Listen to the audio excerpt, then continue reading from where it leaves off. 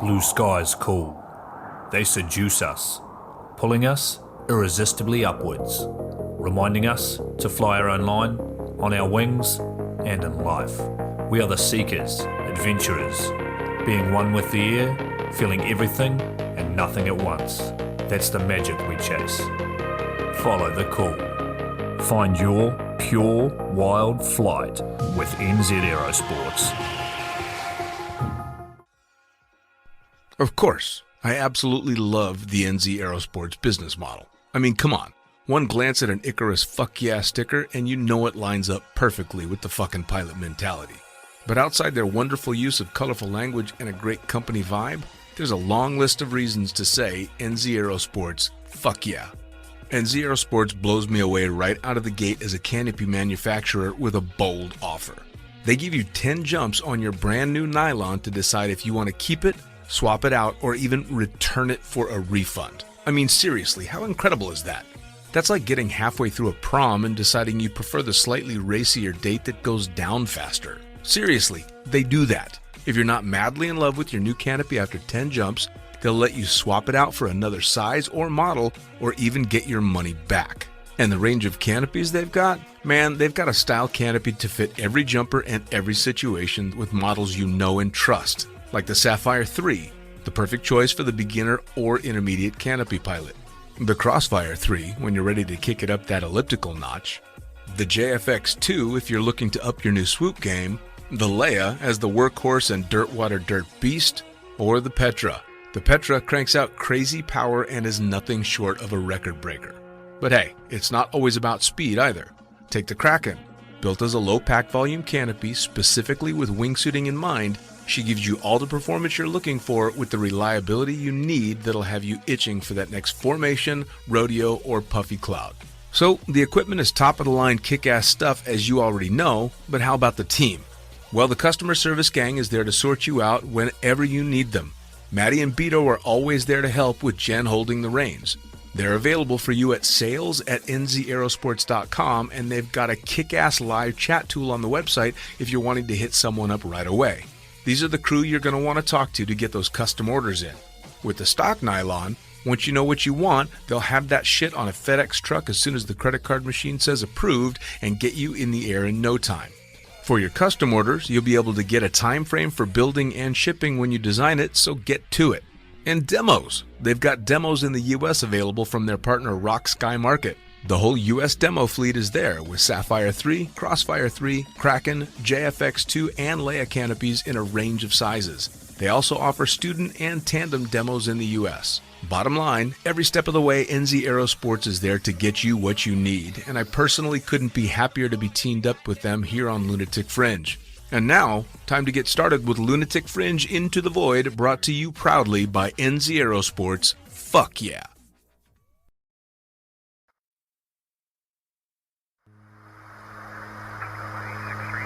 Coming straight from the cockpit, it's another episode of Lunatic Fringe with the fucking pilot.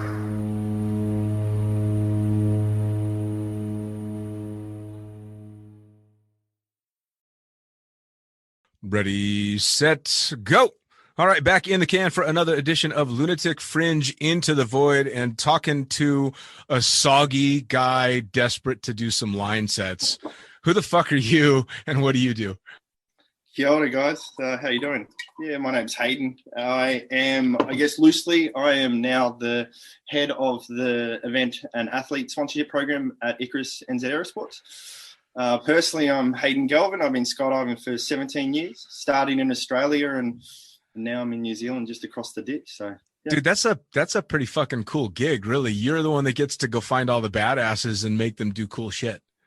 Well, luckily, a lot of them come to me, but we do headhunt a few of them for sure. Yeah. But and then also the events as well. You know, like we get to spruce up the events and really get those things popping and making fuck yeah moments as well. So no, it's a good gig. Well, see, that's the thing too. That's probably the funnest part about doing the podcast with NZ for me is what better I mean, company with "fuck yeah" as your logo. That's the logo. That's like, don't fuck up, make lots of, try and make lots of money and don't kill anyone. Yeah, man, that suits me so fucking well because I can't watch my mouth even in church. So it's like absolutely perfect. And so I'd imagine that the events that you get to do and organize and the way you get to think about those things is a lot more fun than if you're having to try and appeal to the mom and dad set, so to speak.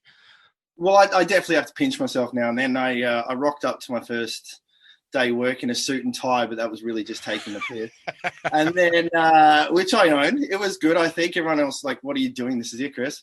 But man, I've been with Icarus now for close to 12 years. I've been sponsored by Icarus. Gyro headhunted me back in the day when I was doing stupid stuff with wingsuits and really small cross brace, canopies when they first came out, stuff like that. So I was doing that back in the day, and I think Gyro just said, "Hey, this is the guy we want." I think at one stage he gave me a Petra with a massive wingsuit, and we thought, "How does this go?" 25 jumps later, I ended up chopping it, kind of thing. But yeah, for sure, like this is the company that I've been a part of and family for a long time, So That's awesome. That's awesome. Well, now I'm gonna jump you all the way to the back in the beginning of how you got started. You're from Australia originally, yeah? I am, yeah. So I'm from the east coast of Australia, down in Coffs Harbour, which is just below Byron Bay, Australia. I've fucking been through Coffs Harbour. I had my buddy Derek Massey almost killed himself on that slide that goes, the concrete slide that you ride the little car down. Oh, the toboggan, their version of a toboggan like they've got over here. Well, if you come over to New Zealand, down in not Wanaka, in Rotorua, they've got one that's even crazier again. So really, if you want to do the job properly, you come to Rotorua. Yeah, sure. He almost killed himself. I've got great photos of it.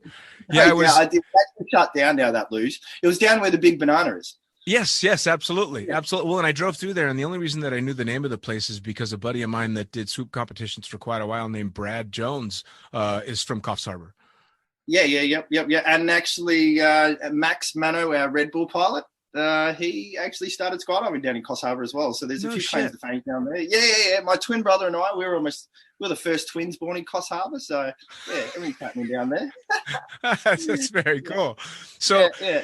I mean, obviously being born in Australia, everything's extreme because everything's trying to fucking kill you. But how did you get started off in anything extreme sports wise? You don't know that everything's extreme. When you start traveling overseas and you start hanging out with other people in the countries, then you start realizing, oh, hang on, I might have a few screws loose. Like it comes apparent when you start traveling a fair bit. But no, I mean, the Australian side of things, normal childhood, we say in Australia that if you're south of Cairns, you really got to go looking for trouble. But if you're north of Cairns, trouble comes looking for you.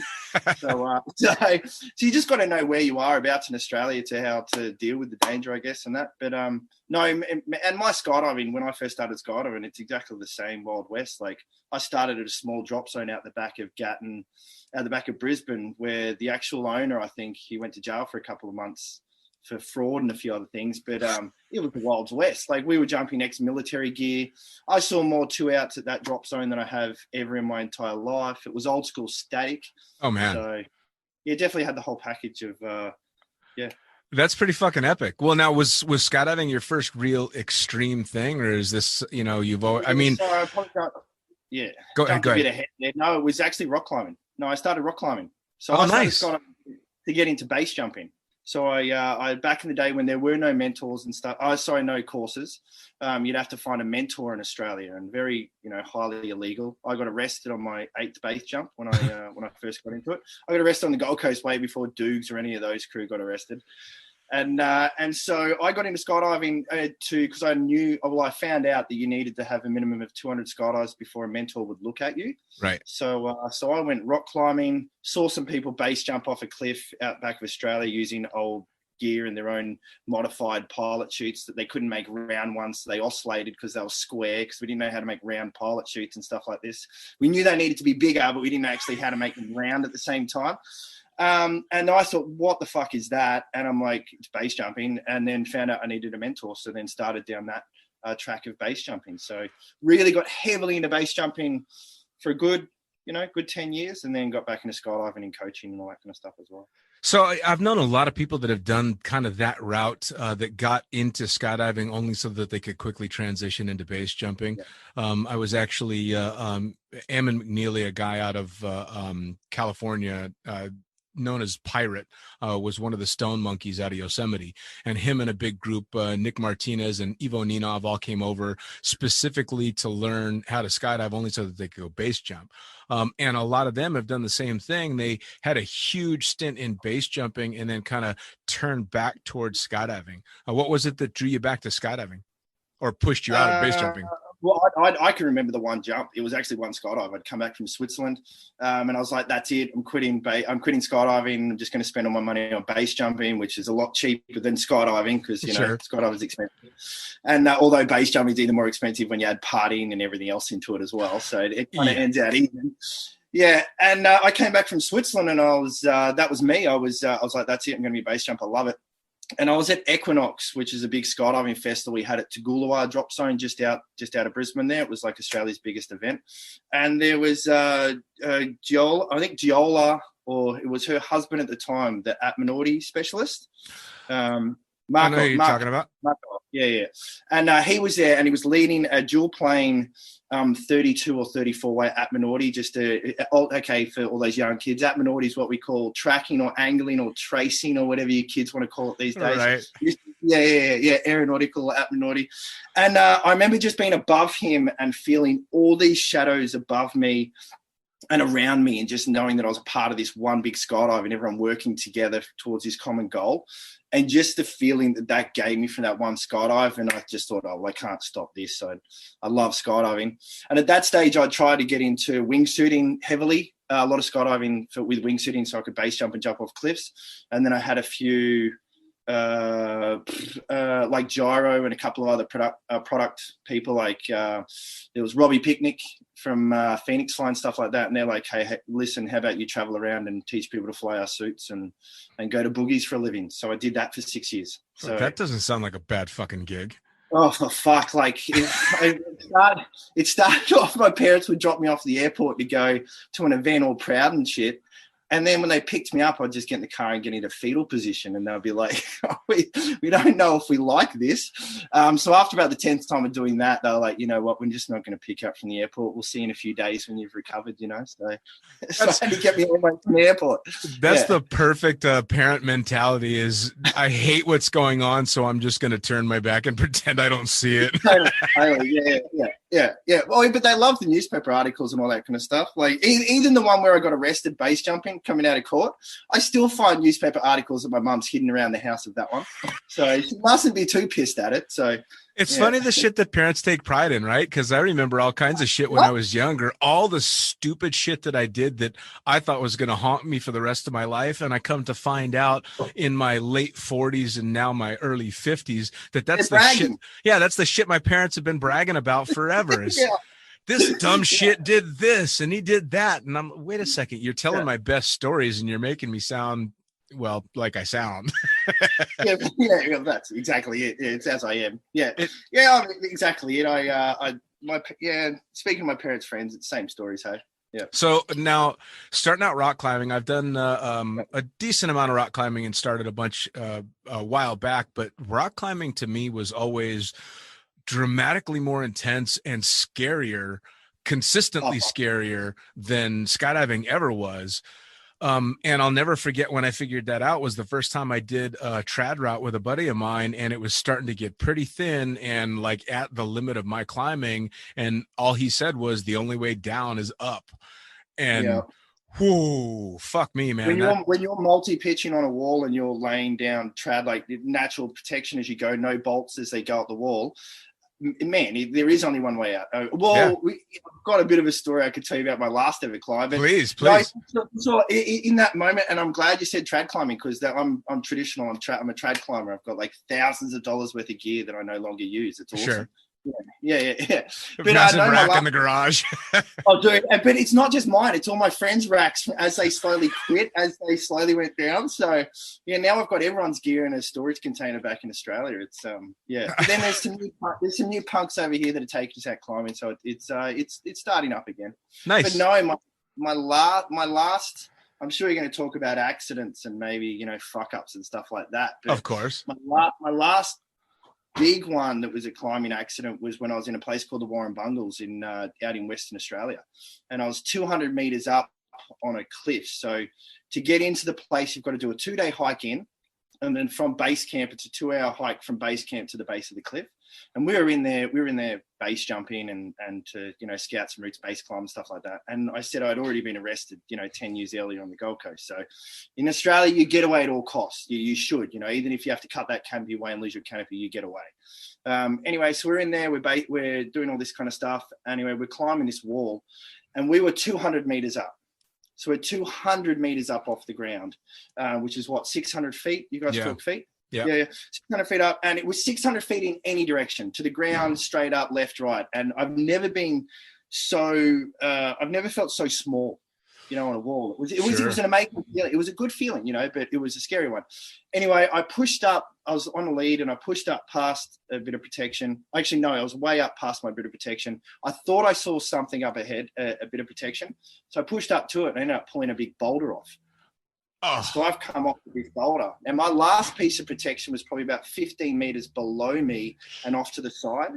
So I've ended up taking about a 30-meter whipper, hammered myself, ended up breaking my ribs, punctured my lung, shattered both my heel bones, which are apparently the hardest bone to break. They call it a drug dealer break in London, because apparently drug dealers try jumping out a 3rd-story window. So I'm like, well, I'm not a drug dealer, but that was a good piece of advice. So anyway, there I am on the side of the wall, and we're like, well, we've got to get off. So he just starts saying chopper. And I'm like, well, I'm not going to get a chopper. I'll get myself off. Anyway, we wrapped down 6 abseils down, placing one piece of protection as we went.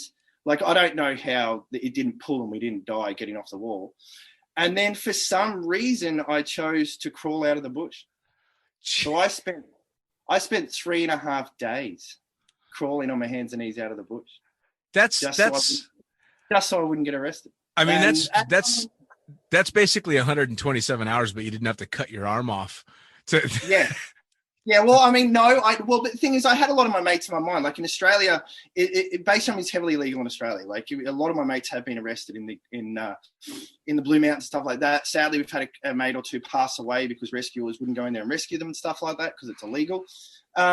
So I had a mate of mine, Jimmy Pigeon, who he crawled out of one exit point 5.5 hours with a broken ankle. So he was in my mind the entire time. But no, I didn't feel like it was life or death. I thought I had it. The pain wasn't too bad. And I thought, you know what? I got myself in this situation. I'm going to get myself out of it. So yeah, I mean, fair play, but goddamn. I mean, I guess I have different, when I think Australia, I have a slightly different mentality because most of the Australians that I know are super outgoing and down to have fun and doing all this great stuff. And so you would almost naturally assume that where they're from is going to be kind of a wide open playground where you get to go do this kind of shit. And so I never understood the illegality of base jumping when it's out in nature anyway, like Yosemite being against a lot of base jump, but you can go climb that rock all day long and die falling off of that rock. You can free solo that rock, but if you use a parachute to get off that rock, you're going to go to jail. That doesn't make any fucking sense. So it always kind of surprised me that Australia would have such stringent laws against that kind of shit. Do you know why they're so against it? No, and it's governed by state to state as well. So in Queensland, they've got a law where you can base jump in national parks as long as you have permission via the government or state forest, but they never give permission to do that. So sure. I think we've had one legal base event down in Port Macquarie, just south of Coffs Harbour, which was kind of a display demo, which went off without a hitch. That was off a crane. But apart from that, no, I don't know any legal base jumping that's taken place in Australia. So wow, that's a shame. I mean, because there's got to be so many awesome opportunities, and I know that there's a bunch of people out there that enjoy the sport. You say awesome, but we take half of the Europeans to our exit points, and they just look at it and go, "Fuck that."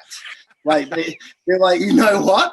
I'll mind the car and the dog. You go jump off that, and we do, and they do land, and then we go have breakfast. But they're like, no, fuck that. Well, you look at the European exit points, or even you've seen Matt Munting and Nick Scalabrino are jumping out in the Middle East, and they literally built these guys a fucking diving board, a platform off the mountain, and a designated landing area to fly all these badass routes. So it's no. With us, we have to get in there with this sometimes. With means, but yeah, we have to get in there and cut trees down to make landing areas for sure. Australia's tight. Yeah. Well, and at the exit points, it sounds like instead of dropping a rock, you lightly throw it to make sure it clears. It was hilarious. I remember the first time I went to Norway, and they said on exit 6 or whatever it is, you've got to be careful of the ledge that's below you and a wall to the side. Well, I looked down, 700 feet below me, bigger than any exit point we have in Australia. There's a tiny little ledge. And then this wall was like kilometers off to the right-hand side. I was thinking, no, you hit that, there's something wrong. But, yeah. Well, it's kind of funny because you say you didn't know that you were doing extreme stuff until you started to travel. That's kind of an exclamation point to that statement, because if you're going out going, wait, this is what you guys are calling hardcore? Yes. Yeah. That's pretty funny. And then we get the Russians in town, and then they take it another level. Yeah, I've had the pleasure to have many Russian friends and a few Russian interviews, and you just sit there the entire time shaking your head going, you guys are just, I'm not sure you're human. They're amazing. I've got some amazing. They're crazy. Yeah. Oh yeah, no. It was some of the Russian swoopers that would come for competitions, and you'd watch them, just bail on a run and frap in, and anybody else would be in an ambulance, and they're dusting themselves off, taking a shot of vodka, and they're good to go. Nothing to see. It's amazing.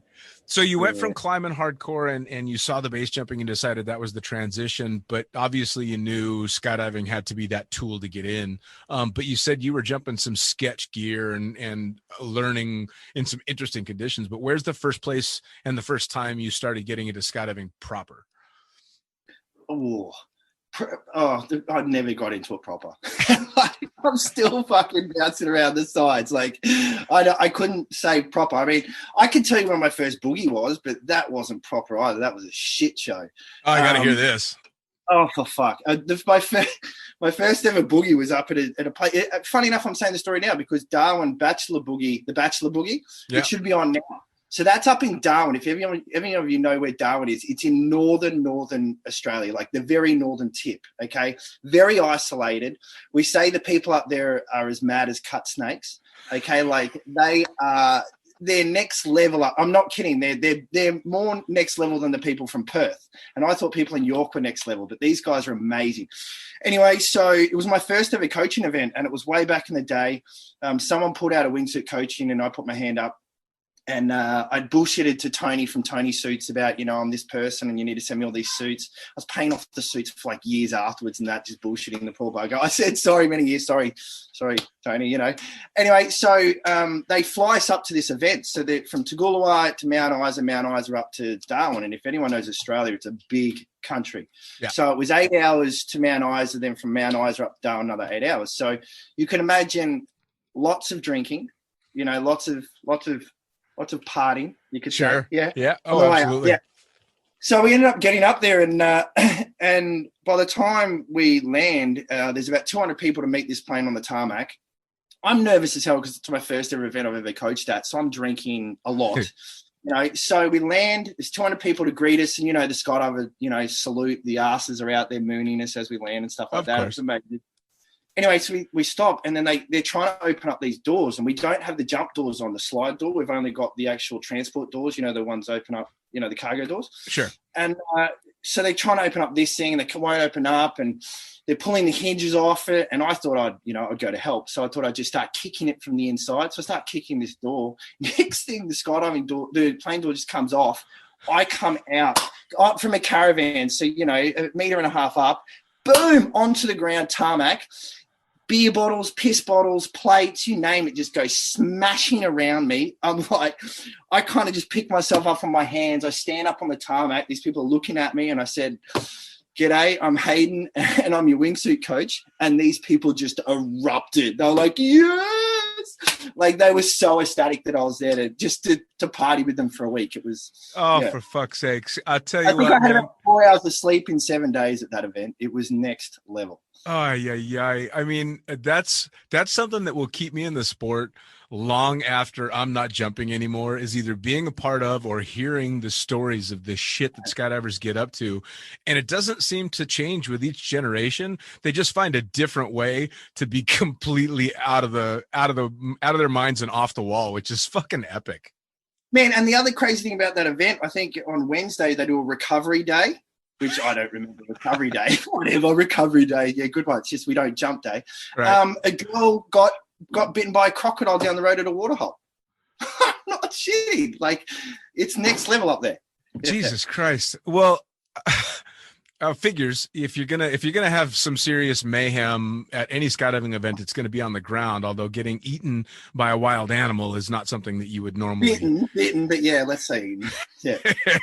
I'm an American. That sounds like they got fucking eaten to me. 20 people got eaten. Yeah. Yeah. I love that you tried to just shove your way out of the aircraft without paying attention to how the door actually worked. That's a lot like the. That's not my responsibility, I think. No, of course not. Well, that's a lot like the Skyvan story, and I don't remember what drop zone it was, but whoever was at the door, they didn't know. Funny story. I was in Chicago when they bought that plane, and they just figured out that was the one that had the door rip off. I saw Rook's face when he realized that.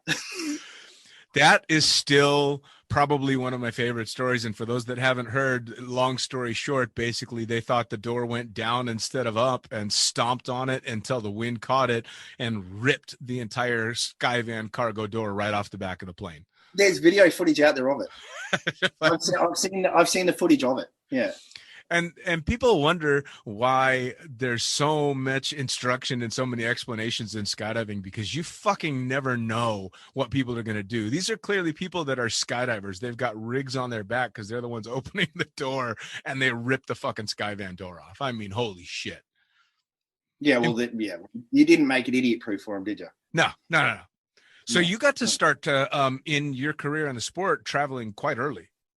Yeah, very, very early. I think my first ever boogie I went to, Bar Equinox, I was coaching it straight away. So it started off pretty quickly. So I got to travel to do a bunch of events, around Australia, New Zealand, around the world pretty early on, just trying to figure out my own style as well, I guess. So I didn't have enough experience to be doing it at the time, to be honest, looking back now. Yeah. Sure, but that seems to be, I mean, you said you're how old? 40 now. Yep. Yeah, okay. So at 40, you're not quite the old generation, but you're definitely in the middle, shifting towards the older generation. But that kind of seems to be how 17 years ago shit got started. I mean, 25 years ago for me, I was shooting tandem videos before I legally had a B license, for fuck's sake. I mean, I had no business doing what I was doing at the time, but it was a different era. And obviously they've gotten a lot smarter now with, how many jumps you've got to have, what experience you've got to have to start doing certain things. But there was certainly a whole lot of fun to be had as a previous generation when you just kind of had to figure that shit out on your own. I mean, it was sink or swim. Oh, for sure. I mean, my instructor would tell stories about when, he'd have 50 skydives and his mate would have 56, and he'd be like, well, you're the instructor for the day because you have 56 startups, so yeah, I mean, you go back another 40 years earlier, and then you see what those cats got up to, and then another 20 years before that. Oh my God, I mean, I thank God to those people for doing what they did, because we've got the technology we have today, but yeah, they were loose. Man, we're standing on the shoulders of true giants, because these fucking guys were.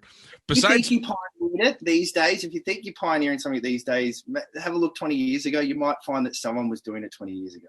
Oh yeah, and doing it with style and truly insane with some of the stuff that they were doing. I was lucky enough to get Bill Booth on the show last year, and he was telling stories about one of the boogies that he went to that people were dropping acid into the water supply. So, and this is, I mean, holy shit. Or you got Mo Valetto, I was lucky enough to have on before he passed away, and him telling his base jumping stories. And my favorite yet was he was doing a lot of backcountry hiking to get to these exit points. And he was having to, carry all his camping shit in, and he'd have to either leave his camping shit somewhere and then go to the exit point and go back to his camping shit, or vice versa. And so he said, fuck it. And he built a base rig that held all his camping supplies and his canopy. That's next level, when you're taking your pots and pans on a fucking base jump with you, Yeah. So, I mean, our version of innovation now is coming up with the amazing things that we can do with the tools that they provided us, right? Yeah. Yeah, definitely. I mean, you go about the Bill Booth story. I mean, you need to speak to Roger Mulkey at Funny Farm. Like, some of the stories out at Funny Farm that can't be told are, next level. So Funny Farm is especially if you've not been or you aren't from Australia, it's just got this lore about it that people don't really talk all that much about it. But then you see the videos come out. Like I had Top Dog was on a while back, and he was the one this last time around that was doing the motorcycle stunts. And so you see the videos of canopies flying and backflipping motorcycles and planes doing a low pass all at the same time. It was an accident. Yes. One of the shots was a fucking accident. It was just swooping through. Scotty Hisco was swooping through, and then one of the motorbike riders from where were they from? From Krusty's or Nitro just said, "Hey, do you just want to go?" And they said, "Fuck it," and they just went. So the actual shot that you see where he's swooping over the underneath the motorbikes, it was actually just by accident. It was one shot. Hey, fuck it. Here, hold my beer. I've got this, and they did it. They sent it. Yeah. That makes that video so much fucking better, and it was already epic. We've got a bio coming out, not a bio, but a bit of a thing that Scotty Hisco wrote up about the jump, which is coming out from Icarus soon. It is hilarious, and it's so written in the Aussie Ocker kind of accent way. You can really hear Scotty coming through it. So, which is awesome. I've always been a fan of listening to, like, when I would talk to Matt Munting, I'd go off about a story, and of course he's very Australian, and half of the words he's using I don't understand what they mean, but I understand the feeling. Yeah. See, we make it up as we go. This is the true secret of an Australian. We make up words as we go because our English is not the best.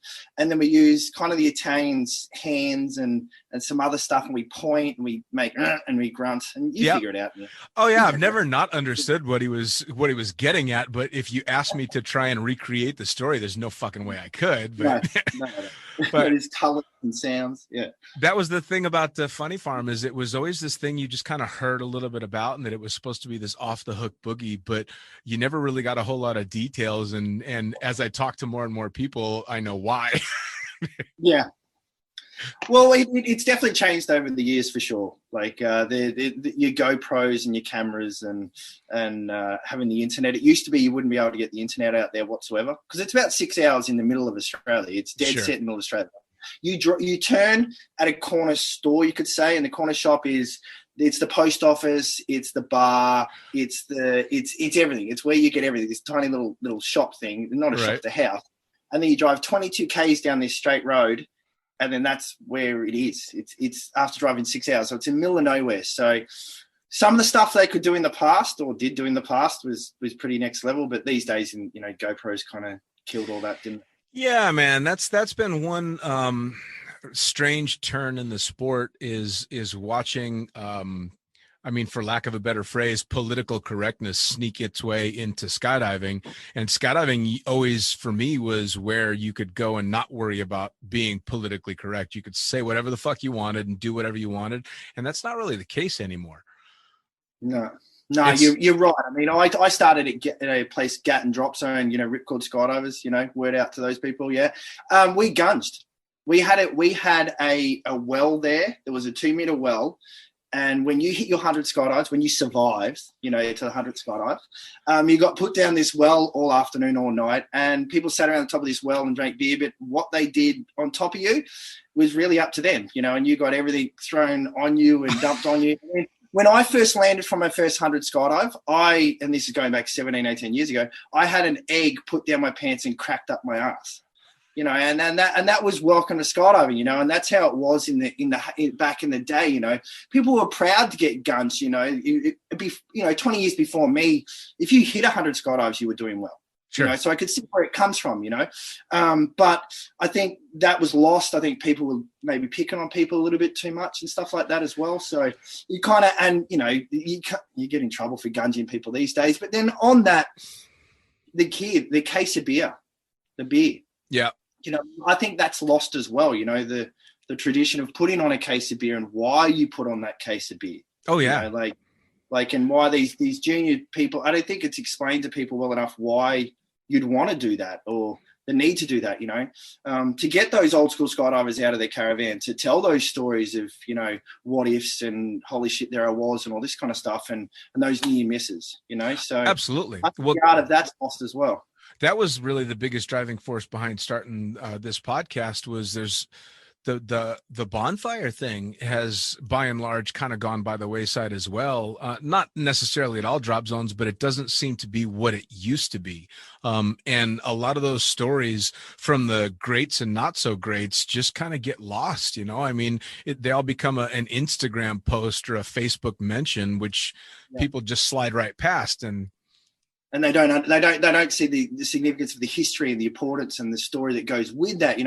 Like I remember sitting around the fire back in Toowoomba days back in 2000, only 10 years ago, 2010, and one of the old school pilots there, Roger, came out with his guitar. I think it was maybe 6, 7 a.m. in the morning. We got customers rocking up for tandems and we're still out in the pit in the landing area, let's celebrate the end of the boogie. And he come out with his guitar and started playing all these old songs about skydivers and, Handycam killed the cameraman and all this kind of stuff. And it's this tradition that's definitely going to be lost for sure. It's a shame too, isn't it? It is. It is. I mean, I again, with the political correct stuff, don't get me wrong, I get it, especially when you're talking a general public and trying to make sure that you're not going over the top when it comes to customers. But with a group of skydivers, man, you should be able to just kind of let loose and be liked or disliked on your own merits. I mean, if I'm being an asshole, I appreciate someone looking me in the eyes and calling me an asshole, but let me be that asshole or vice versa, And I kind of, some of that I think is kind of getting lost because of the internet and everything is on camera and every word you say, potentially 10,000 people are hearing. And it's kind of crazy. It is. And we are mindful of that. I'm doing this podcast now, although I've been drinking and stuff all day, mindful that people are going to be listening to this. Sure. Hey, and thank you for that little boat ride you put me on all day today. That was great. Yeah. Yeah, for sure. Yeah, but here we are. So there you go. Yeah, no. It's funny because I've talked many times with a bunch of the guests that I've had on that this will be a dramatically different podcast when myself and the people that I talk to are not still vested in the sport. As soon as my paycheck isn't drawn from skydiving or theirs, or they're not worried about this sponsorship or that or the other thing, the stories, and everybody knows, you can always hear that little wink. And even though this is an audio only podcast, people see your expression when you're talking. And it's kind of that unsaid little nod to fuck political correctness. Everybody knows what I mean. I just can't say it anymore. So in that respect, it's almost kind of fun because you do have to learn the art of double speak a little bit and not quite saying what you really mean. 100%. Yeah. Take a moment, hey. Yeah. So now you got heavily into wingsuiting.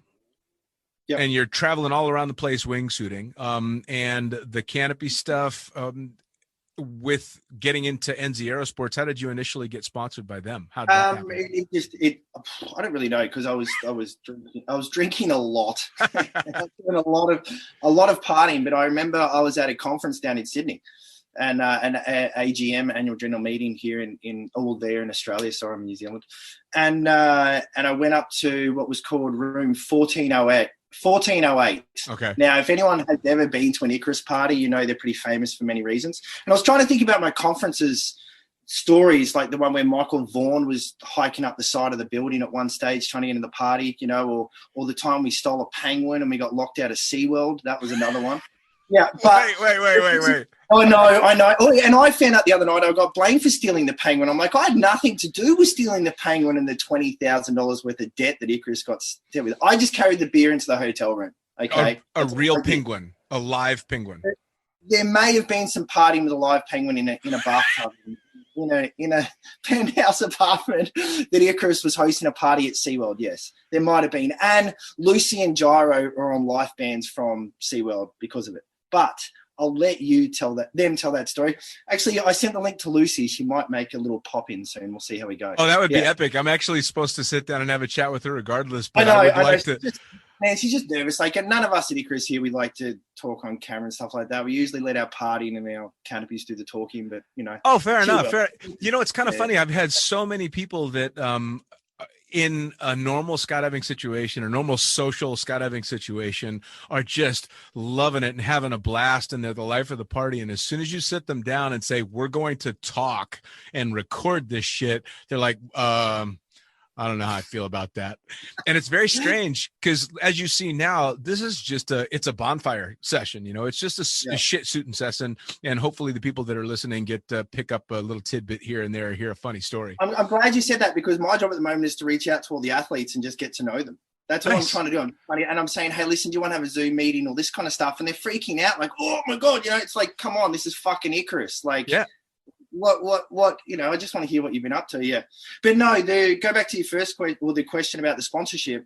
When I first came with Icarus, I mean, I was always talking with them and stuff like that. But I remember this one party particularly where it was at a conference, room 1408. I got led into this room on party night. Sounds like a scary story, but I got led into the king size bedroom, and there on the king bed was laid out was my 5D wingsuiting logoed canopy. JVX, brand new. Oh. They spent days hand sewing this friggin' logo. If anyone has seen the 5D wingsuiting, that was the wingsuit company I had. It's all like broken around the outside. It's all like jigsaw, kind of just jagged kind of thing. So it's not an easy logo to put on a canopy, but they had done that, and it was just there. And I'm like, well, I'm Icarus for life. That's me done. Yeah. Give me the tattoo. Give me the tattoo. Well, that's the thing, right? Is, I mean, it's not just the fact that they're putting out some fucking badass nylon. It's the company and the mentality behind it and the people behind it. They're just, I mean, there's nothing negative to say. Yes. And back then, not to say that not now, we're just trying to just figure some stuff out now with Icarus and work through a few things. But like the R&D now, it still is pretty strong. And he's about to get ramped back up again. There's so much stuff that Julian and the crew want to get out there. They've been waiting to release. But back then, the R&D was just ripe. Like if you suggested something, Gyro would probably make it. I remember Michael Vaughan and Jules, who were canopy crew dogs. They made a 3-cell canopy for them. Like that Michael Vaughan landed a couple of times because they figured they only need the 2 inside lines and the outside 2, so they may as well just remove all of them, which is funny enough what Gyro said to me when I was jumping at Petra one day and I landed and I had no idea there was anything wrong with the canopy.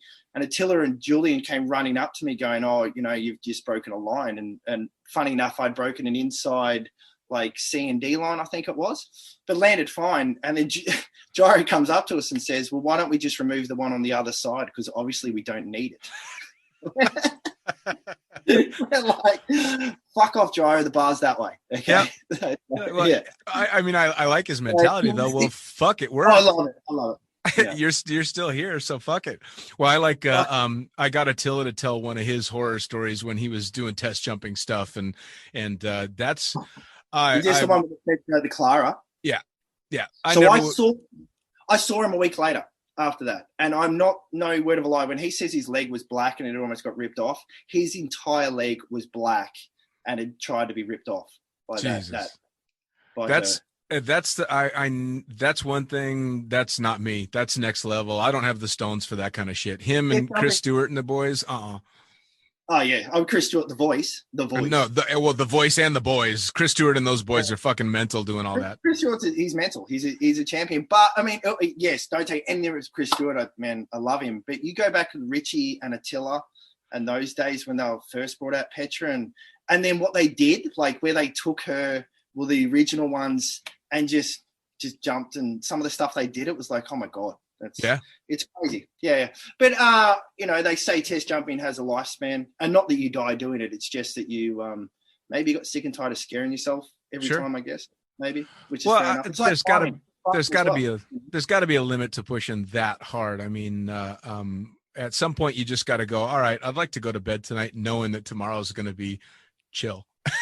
Yeah, well, I mean, I wouldn't say sadly, but it's one of those things, like I referenced the climbing, where you kind of have to scare yourself just that little bit or push yourself that little bit to get better each time. Well, with test jumping, you've kind of got to be prepared to scare yourself that little bit with the canopy to a point, but then stay within your skill set to be able to get through it, I guess. Yeah. And That's the tricky balancing act with test jumping. Well, yeah, well, it's that defining, you're testing a canopy to its limits, and you've got to be able to make that canopy do everything that the truly talented and truly idiotic skydivers of the world will inevitably do with that canopy. And you got to know that it's going to react in a way that's going to be acceptable.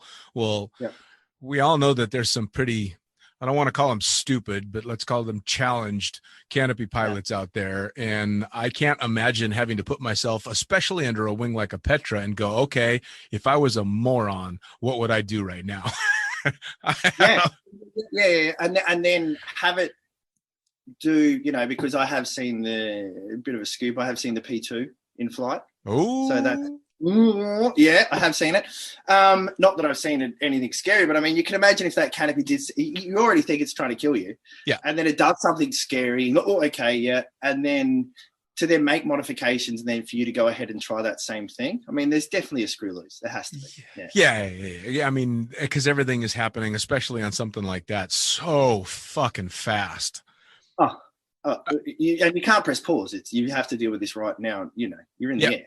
Yeah, I know. That's where it was kind of funny when I switched from being a full-time jumper to being a full-time pilot. My family was very relieved because they thought, oh, he's much safer being in the airplane. And of course, I didn't want to break their feelings and go, actually, a lot more shit can go wrong with the plane.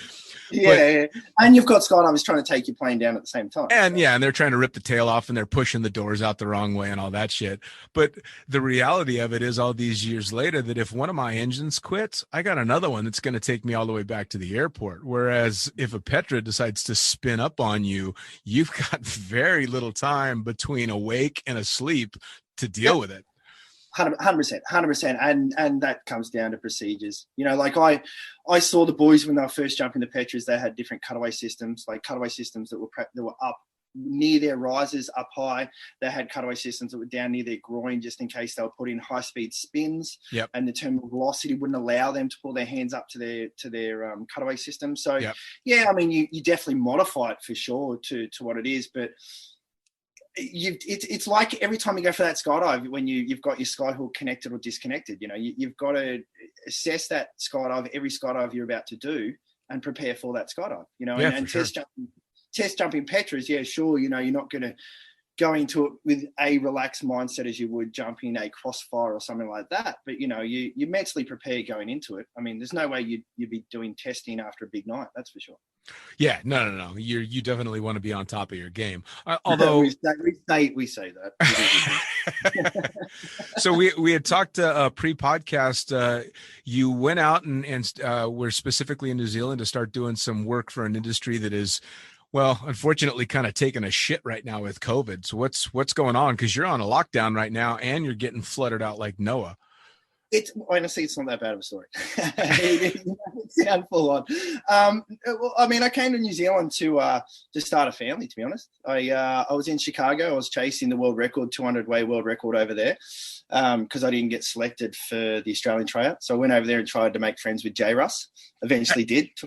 Took me about 3 months to make friends with J. Russ, but we got there in the end. Nice. And so I was over there, but then met the mother of my child, Stephanie, and we fell pregnant when we were over in Chicago. Thought it was appendicitis at the time, but it turns out that just like the movies, no, you're pregnant, idiot. Like, seriously. And then because she's Māori, she's Kiwi, thought of the best place to raise a family, and New Zealand was always the place that I wanted to raise a family. So came here. Now I've got a gorgeous little 2-year-old. But I was lucky enough when I first came here to New Zealand to work. This is 2 years ago, because I've been coming here for many years coaching and stuff like that. And the school here, the New Zealand Skydiving School, decided to offer me a job, which is a diploma in skydiving. So what that is the government over here in New Zealand has started up a tertiary education for people to go into. They will pay the $17,000 for the whole course, which is pretty cool. Yeah. And that gets you 200 skydives, and also moving towards the, getting your instructor ratings, definitely doing camera tandems and all that kind of stuff. But it gets people set up for the industry to service what we originally had was a massive market here, which was the tandem industry here in New Zealand. Yeah. Obviously with COVID, that's now, 27% of New Zealand's revenue was tourism, and you may as well just wipe that off the map. So sadly, we had to shut down our sister drop zone down in Taupo, which was pretty, sad. That had been running for 30 years. Yeah. What started with 4 drop zones down there in Taupo, they're now down to 1. With the Fennells running it down there, which is a great family running it. So it's good they're doing that. It's funny how these big drop zones are now looking at sports jumpers and the old fun jumper. Yeah.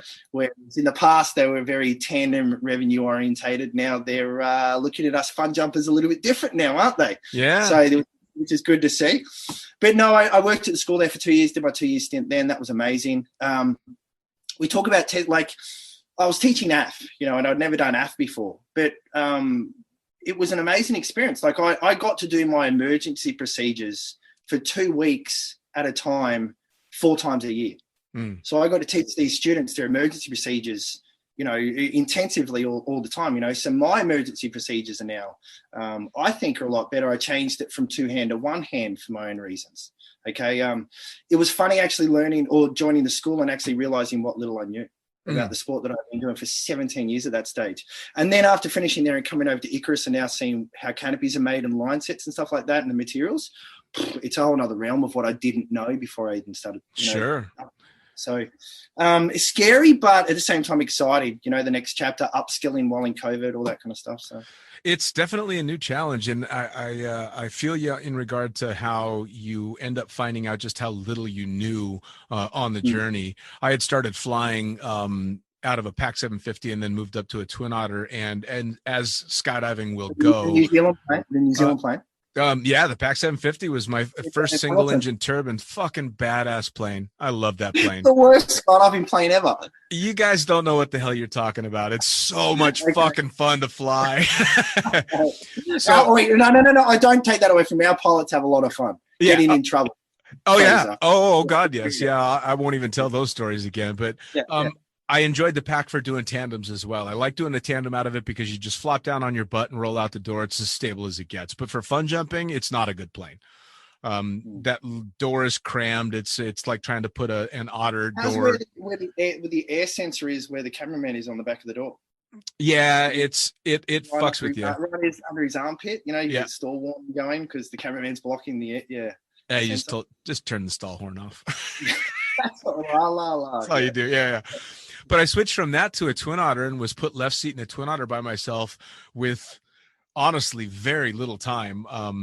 I never should have been left seat when I was left seat. But trial and error, and I learned. And then I'd been flying a Twin Otter for about 4 years when I decided I was going to go give the real world a try and got a job with an airline that flew Twin Otters and had to go through their ground school and went to the simulator for the Twin Otters. And as soon as I finished that course, I called all the Twin Otter pilots I knew and went, "You're all going to fucking die. You need to study. Holy shit. I knew nothing about this plane. How am I still alive?"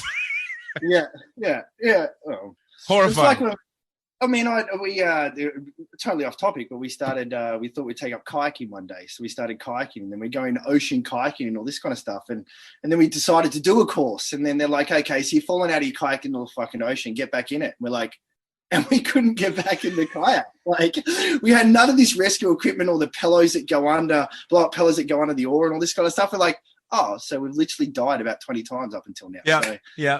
It's just you looking back going, I've had so many near-death experiences that I didn't know were happening.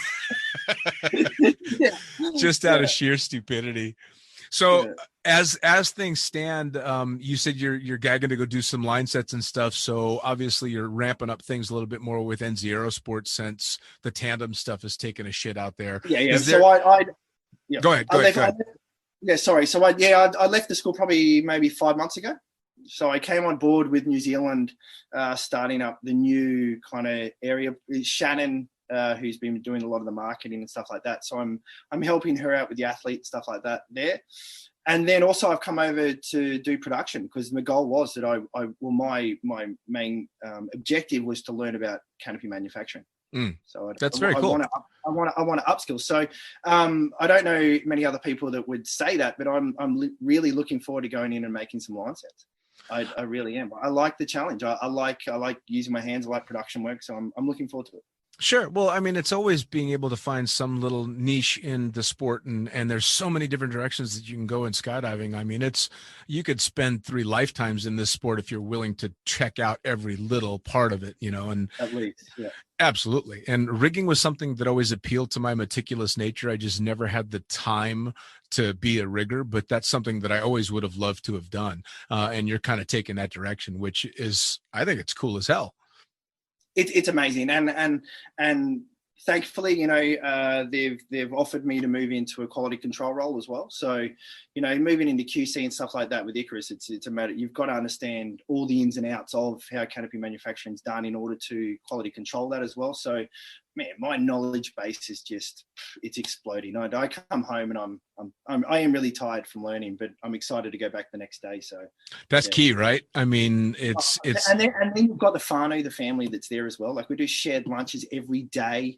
The other day we had a hugging session for about 40 minutes after a staff meeting. I'm not kidding. One of our mates, God, started it, and then we all and then intermittently throughout the whole day we were just hugging in groups. It's an amazing. It really is. It's an amazing. It's a growing environment. Don't get me wrong. Like, there's definitely through a few growing pains with the way in which we've advanced very fast and that kind of stuff. But really, we're still, a nana and pop company that are, just out there to take over. Well, they went from when they first hit my radar being that obscure little canopy manufacturer that was putting out a pretty cool wing to going blow for blow with PD, the bar none the biggest canopy manufacturer out there. When I started, you jumped to PD, that was it, and now it's are you PD or Icarus, and it's side by side anymore, which is super cool to see, because they went from being the underdog to being one of the big boys.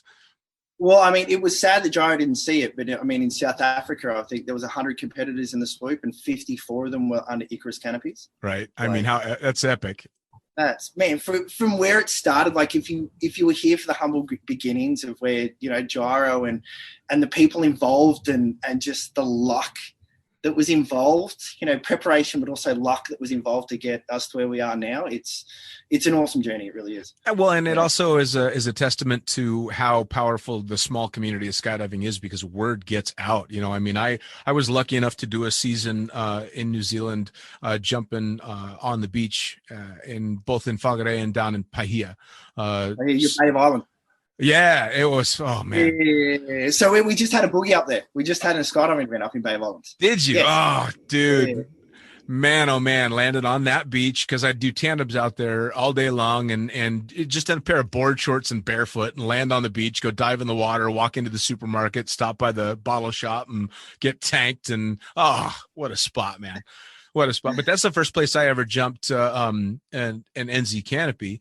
And then the friends that I made there had been on both islands, bouncing all over the place. And now I know those same friends to be literally all around the world, jumping everywhere. So it's the skydiving community, and especially how popular skydiving was and is in New Zealand, obviously with such epic places to go jump, that word just spread like wildfire. And it's fantastic. Oh, it definitely. I mean, it's the extreme. It's up there with the extreme capital of the world. Yeah. It's New Zealand. So, of course, people were chasing the summers and they were coming here with the tandems and all that kind of stuff. But I mean, I don't want to say too much about what's going on down on the South Island, but there's definitely some pioneers down there doing some crazy stuff off some mountains down that way that they just don't put it out there. They're still doing their thing. That's the thing, right? Is and those are the ones that you end up respecting the most. They aren't going for the YouTube footage. They're just doing it. Yep. So as we wrap things up, I want people to find out how they follow you, how they find out more about NZ, how they find out about your courses, all this stuff. How do they reach Hayden? Right. Okay. I don't have any courses per se, but if you come to New Zealand, I will always jump with you. Okay. Awesome. Audio layer. Come to the factory, pick it up, and then we'll go swoop at Scott of Auckland, where we have a 100 by 40 meter pond. It's the biggest one in the Southern Hemisphere, so please come over. I'm the guy that if you are wanting to be sponsored, or if you want an event sponsorship, or if you want money for that event, if you come up with a really crazy out there kind of way of us sponsoring your event, I'm the guy that you'll speak to. So I'm taking over that marketing inbox there at NZ Aerosports. and I'm just there to reach out. So yeah, I'm there to communicate with you. Yeah. So I guarantee you a whole lot of the people that are listening to this just picked up a pen to write down whatever fucking email address they need to, because they're thinking of how they're going to get sponsored by NZ Aerosports. I get them. You could see the ones I had today. It was next level. But yeah, hey, get them out there. Yeah, we love reading them. We really do. And, who knows? It's worth the shot. It's always worth the shot, right? And that also means that you're the guy that I'm going to have to keep talking to so that I can continue to get the NZ athletes to come on the podcast to talk shit and maybe let slip some of the stories nobody else has told. Oh, 100%. Oh, 100%. Yeah, 100%. Fucking epic. Dude, Hayden, I thank you so much for taking the time to sit down with me and avoid the flood out there and drink a little red wine and talk some shit. Oh, thanks, Dean. Thank you very much. Yeah, this was easy. I don't know what I was nervous about. Piece of cake, right? I know. Yeah, all right, man. Well, we'll have to do it again soon. Thanks, brother. I'll see you soon. Cheers. Yeah, mate. Bye. So, yeah, there you go. Another episode of Lunatic Fringe Into the Void in the Can. Brought to you, as always, by Fuck Yeah NZ Aerosports. Brought to you also by Summit Parachute Systems with Jarrett Martin and the crew out there doing the badass pilot rigs and doing the badass rigging courses. As for me, thefuckingpilot.net, theprincesspilot.com get you to all of the podcasts as well as both the books. We'll see ya.